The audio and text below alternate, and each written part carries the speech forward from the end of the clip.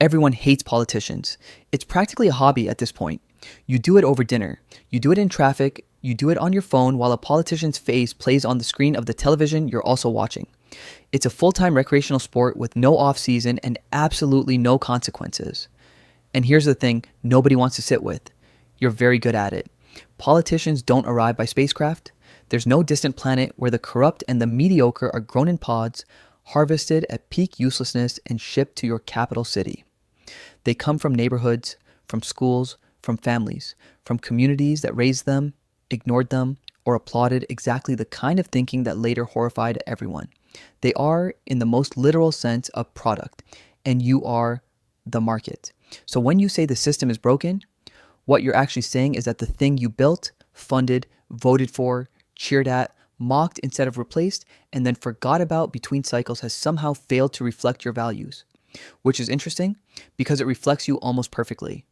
Think about what a democracy actually is, not the version with the soaring music and the slow motion flag, but the mechanical version.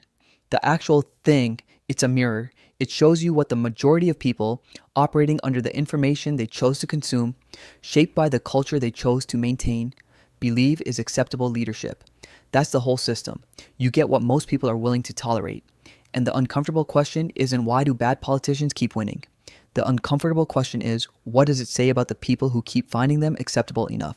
Not good, not inspiring, just acceptable enough. That's the bar. That's the love story.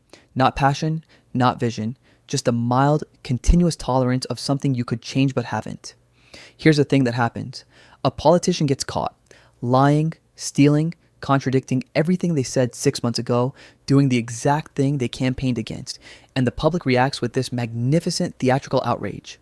Stunned, betrayed, as if this is new information about the species. And then nothing changes. Same people, same positions, maybe a new name, same function. And the outrage recycles into the next cycle, fresh and sincere as ever, because outrage, it turns out, is much more comfortable than responsibility. Outrage lets you stay in the audience. Responsibility puts you on the stage, and nobody wants to be on that stage. The lighting is bad and the pay is worse, so you stay in the seats and you boo, and you call it participation.